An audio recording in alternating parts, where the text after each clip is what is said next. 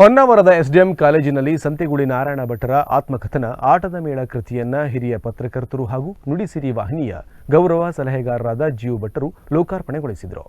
SDM ಪದವಿ ಮಹಾವಿದ್ಯಾಲಯದ ಕನ್ನಡ ಸಂಘ, ಉತ್ತರ ಕನ್ನಡ ಜಿಲ್ಲೆಯ ಭಾರತೀಯ ಕಿಸಾನ್ ಸಂಘ, ವಿಜಯನಗರ ಜಿಲ್ಲೆಯ ಹೊಸಪೇಟೆಯ ಯಾಜಿ ಪ್ರಕಾಶನ ಸಹಯೋಗದಲ್ಲಿ ಹೊನ್ನಾವರದ ಎಸ್ಡಿಎಂ ಕಾಲೇಜಿನಲ್ಲಿ ಸಂತೆಗುಳಿ ನಾರಾಯಣ ಭಟ್ಟರ ಆತ್ಮಕಥನ ಆಟದ ಮೇಳ ಕೃತಿ ಲೋಕಾರ್ಪಣೆ ಕಾರ್ಯಕ್ರಮ ಹಮ್ಮಿಕೊಳ್ಳಲಾಗಿತ್ತು. ಹಿರಿಯ ಪತ್ರಕರ್ತರು ಹಾಗೂ ನುಡಿಸಿರಿ ವಾಹಿನಿಯ ಗೌರವ ಸಲಹೆಗಾರರಾದ ಜಿಯು ಭಟ್ಟರು ಆಟದ ಮೇಳ ಕೃತಿಯನ್ನು ಲೋಕಾರ್ಪಣೆಗೊಳಿಸಿದರು.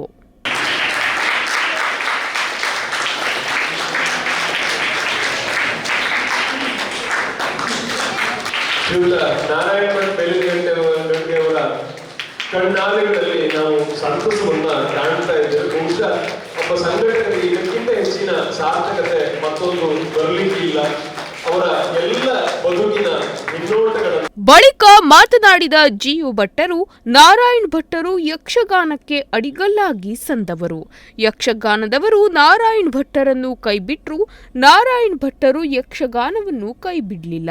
ಆದರೆ ನಾರಾಯಣ ಭಟ್ಟರಿಂದ ಯಕ್ಷಗಾನದಲ್ಲಿ ಗುರುತಿಸಿಕೊಂಡವರು ಏನ್ ಕೊಟ್ರು ಅನ್ನೋದು ಮುಖ್ಯ ಎಂದು ಹೇಳಿದ್ರು.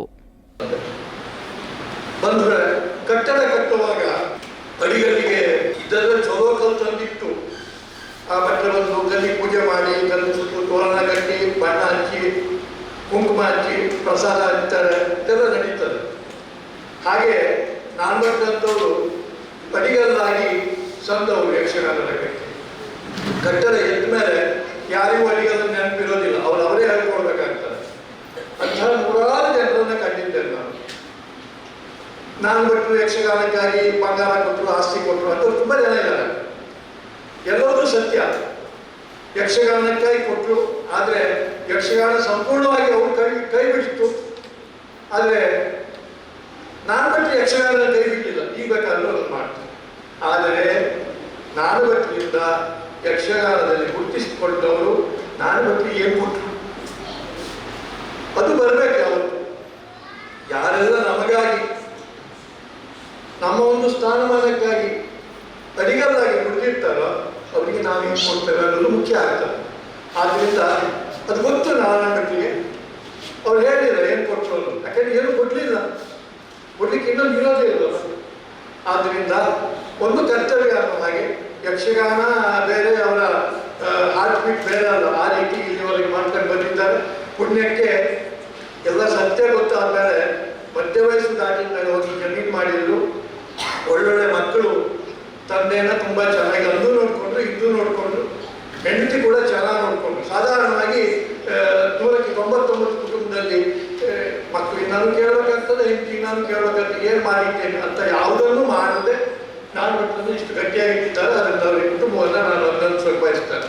ಖ್ಯಾತ ಅಂಕಣಕಾರ ಹಾಗೂ ತಾಳಮದ್ದಳೆ ಅರ್ಥಧಾರಿ ನಾರಾಯಣಯಾಜಿಯವರು ಮಾತನಾಡಿ, ನಾರಾಯಣ ಭಟ್ಟರು ಈ ಜಿಲ್ಲೆಯ ಸಾಂಸ್ಕೃತಿಕ ಪರಂಪರೆಯನ್ನು ತೆರೆದಿಡುವಂತ ಕೆಲಸ ಮಾಡಿದ್ದಾರೆ. ಇದೇ ಕಾರಣಕ್ಕೆ ನಾರಾಯಣ ಭಟ್ಟರ ಆತ್ಮಕಥನ ನಮಗೆ ಮುಖ್ಯವಾಗುತ್ತದೆ ಎಂದು ಹೇಳಿದ್ರು. ನಾರಾಯಣ ಭಟ್ಟರ ಕುರಿತಾಗಿ ಹೇಳಬೇಕು ಅಂತ ಹೇಳಿದ್ರೆ 1940 ಅಂದರೆ ಸಾಮಾನ್ಯವರಿಗೆ ಒಂದು 6-7 ವರ್ಷದಿಂದ ಹಿಡಿದು ಇದು ತನಕದ ಇವತ್ತಿನವರೆಗಿನ ಈ ಜಿಲ್ಲೆಯ ಸಾಂಸ್ಕೃತಿಕ ಪರಂಪರೆಯ ಒಂದು ಇತಿಹಾಸವನ್ನು ತೆರೆದಿಡುವಂತ ರೀತಿಯಲ್ಲಿ ಆಗಿದ್ದಾರೆ. ಹಾಗಾಗಿ ನಾರಾಯಣ ಭಟ್ಟರಂತವರ ಆತ್ಮಕತೆ ನಮ್ಗೆ ಮುಖ್ಯವಾಗುವುದು ಯಾತಕ್ಕೆ ಕೇಳಿದರೆ ಆ ಕಾರಣಕ್ಕಾಗಿ. ಈಗ ಒಂದು ವಿಚಾರವನ್ನು ನಾರಾಯಣ ಭಟ್ಟರ ವಿಚಾರದಲ್ಲಿ ಇಲ್ಲಿ ನಾವಿಲ್ಲಿ ಹೇಳಬೇಕು. ಅವರ ಈ ಬದುಕನ್ನು ಪ್ರಾರಂಭ ಮಾಡುವಾಗ ವಿವಿಧ ಮಜಲುಗಳನ್ನ, ವಿವಿಧ ಆಯಾಮಗಳ ಮೂಲಕವಾಗಿ ಇಲ್ಲಿಯ ತನಕ ಬಂದಿದ್ದಾರೆ. 90 ವರ್ಷದಲ್ಲಿ ಅವರು ಹುಟ್ಟಿದಂತ ಒಂದು ವರ್ಷ ಏನಿತ್ತು ಕೇಳಿದ್ರೆ, ಕೆರ್ಮನೆ ಶಿವರಾಮ ಹೆಗ್ಡೆಯವರು ಜಿಲ್ಲೆಯ ಮೊಟ್ಟ ಮೊದಲ ಡೈರಿ ಮೇಳವನ್ನು ಮಾಡಿದಂತ 1933ನೇ ಇಸ್ವಿಯಲ್ಲಿ 34ನೇ ಇಸ್ವಿಯಲ್ಲಿ ಯೋಗವಾಗಿ ಇವರು ಕೂಡ ಹೋಗ್ತಿದ್ರು.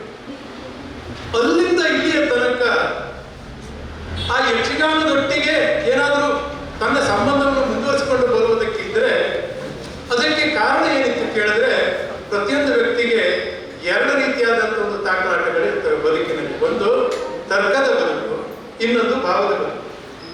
ತರ್ಕದ ಬದುಕು ಲೆಕ್ಕಾಚಾರದಲ್ಲಿರ್ತದೆ, ಲಾಭ ನಷ್ಟಗಳಲ್ಲಿರ್ತದೆ. ಉದ್ಯಮಶೀಲತ್ವ ಅಂದ್ರೆ ಅದು. ನಾನು ಭಟ್ಟರು ತರ್ಕದ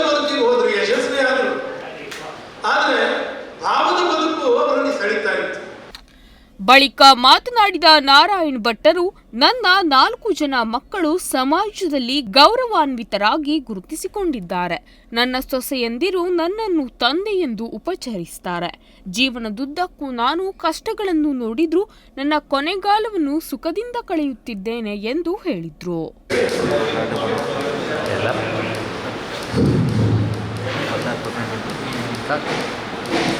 ಇದು ಸಂಪೂರ್ಣವಾದಂತಹ ಈ ನನ್ನ ಕಾರ್ಯಕ್ರಮದ ಧ್ಯೇಯತ್ತು ಕೆಳಗಡೆ ಶಿವಾನಂದ ಹೆಗಡೆಯವರಿಗೆ ತರಬೇಕು. ಯಾಕಂದ್ರೆ ಅಪ್ಪ ಮಾಡಿರ್ತಕ್ಕಂತಹ ಸಂಕಲ್ಪವನ್ನು ನೀವು ಮುಂದರಿಸಿ ಇಲ್ಲಿಯವರೆಗೆ ತಗೊಂಡ್ಬಂದು ಸಂಪೂರ್ಣವಾದಂತಹ ನನ್ನ ಚರಿತ್ರೆಯನ್ನೆಲ್ಲ ವ್ಯಕ್ತಪಡಿಸಿಬಿಟ್ಟಿದ್ದಾರೆ. ಪುಸ್ತಕದಲ್ಲಿ ನಾನು ಅಂತ ಹೇಳಬೇಕಾದ್ರೆ ಎಲ್ಲ ಓದು ಗೊತ್ತಾಗ್ತದೆ. ಅಂಥವರಿಗೆ ನಾನು ಇವತ್ತು ಪ್ರಥಮವಾಗಿ ನಾನು ನಿಜವಾಗಿಯೂ ನನ್ನ ಮಗನಾಗಿ ಅವನು ಅಂಥವನು ಅಧ್ಯಕ್ಷ ನಾನು ಬಯಸ್ತೇನೆ. ಇನ್ನೊಂದು ಏನಂದ್ರೆ, ನನಗೆ ಈಗ 90 ಪ್ರಾರಂಭ ಆಗ್ತಾ ಇದೆ ವಯಸ್ಸು. ನನಗೆ ಇನ್ನೇನು ಬೇಕು? ಯಾಕೆಂದ್ರೆ ನನ್ನ ಮಕ್ಕಳು 4 ಜನರು ತುಂಬ ತಮ್ಮ ಉದ್ಯೋಗದಲ್ಲಿ ಶ್ರೇಯಸ್ಸನ್ನ ಯಶಸ್ಸನ್ನ ಕಂಡಿದ್ದಾರೆ. ಜನಾಭಿಪ್ರಾಯ ಸಾರ್ವಜನಿಕವಾಗಿರ್ತಕ್ಕಂಥ ಮನ್ನಣೆಯನ್ನು ಪಡೆಯತಕ್ಕಂಥ 4 ಜನ ನನ್ನ ಗಂಡು ಮಕ್ಕಳು ಅತ್ಯಂತ ಯಶಸ್ವಿಯಾಗಿ ನಾನು ಮುಂದೆ ಕಾಣ್ತಾ ಇದ್ದಾರೆ. ಆಮೇಲೆ ನಾನು 4 ಜನ ಸೊಸೈಟಿರು ಕೇವಲ ಮಾವ ಎನ್ನುವಂಥ ಭಾವನೆಯಿಂದಲ್ಲ, ತಂದೆಯಂತೆ ನನ್ನ ನೋಡ್ಕೊಳ್ತಾ ಇದ್ದಾರೆ. ಇನ್ನು ಇದೇ ಕಾರ್ಯಕ್ರಮದಲ್ಲಿ ಹೊಸಪೇಟೆಯ ಯಾಜಿ ಪ್ರಕಾಶನದ ವತಿಯಿಂದ ಪುಸ್ತಕ ಪ್ರದರ್ಶನ ಮತ್ತು ಮಾರಾಟ ಮಳಿಗೆಯನ್ನು ತೆರೆಯಲಾಗಿತ್ತು. ಹಾಗೆ ಯಾಜಿ ಪ್ರಕಾಶನದ ಗಣೇಶ್ ಭಟ್ಟರ ದಂಪತಿಯನ್ನು ಸನ್ಮಾನಿಸಲಾಯಿತು. ಹೊತ್ತಿಗೆಗಳಿಗೆ ಪುಸ್ತಕ ಸೊಗಸು ಬಹುಮಾನ ಕೂಡ ಬಂದಿದೆ. ಅನೇಕ ಲೇಖಕರಿಗೆ ವಿವಿಧ ಪ್ರಶಸ್ತಿಗಳು ಕೂಡ ಬಂದಿದೆ. ಆ ಎಲ್ಲ ಪ್ರಶಸ್ತಿಗಳಿಗೆ ಬಹುಮಾನಕ್ಕೆ ಕಾರಣೀಕರ್ತರಾದವರು ಅಚ್ಚಿನ ಮನೆಯಲ್ಲಿ ತುಂಬಾ ಬೆಚ್ಚಗೆ ಅಕ್ಷರಗಳನ್ನ ಜೋಡಿಸಿ ತಪ್ಪಿಲ್ಲದೆ ಕೃತಿಯನ್ನ ಪ್ರಕಟಿಸ್ತಾ ಕನ್ನಡ ಸಾರಸ್ವತ ಲೋಕವನ್ನು ಶ್ರೀಮಂತಗೊಳಿಸ್ತಾ ಇರತಕ್ಕಂಥ ಗಣೇಶ್ ಯಾಜಿ ಮತ್ತು ಸವಿತಾ ಯಾಜಿ ಅವರ ಸಾರಥ್ಯದಲ್ಲಿ ಮುನ್ನಡೆತಾ ಇರತಕ್ಕಂಥ ಯಾಜಿ ಪ್ರಕಾಶನ ಇವತ್ತು ಕರ್ನಾಟಕದಲ್ಲಿಯೇ ಅತ್ಯುತ್ತಮ ಪ್ರಕಾಶನಗಳಲ್ಲಿ ಬೆರಳಿಕೆಯಲ್ಲಿ ಒಂದು ಎನ್ನುವುದನ್ನು ಹೆಮ್ಮೆಯಿಂದ ನಾವು ಹೇಳ್ತಾ ಅವರನ್ನ ಪ್ರೀತಿಪೂರ್ವಕವಾಗಿ ಗೌರವಿಸ್ತಾ ಇದ್ದಾರೆ.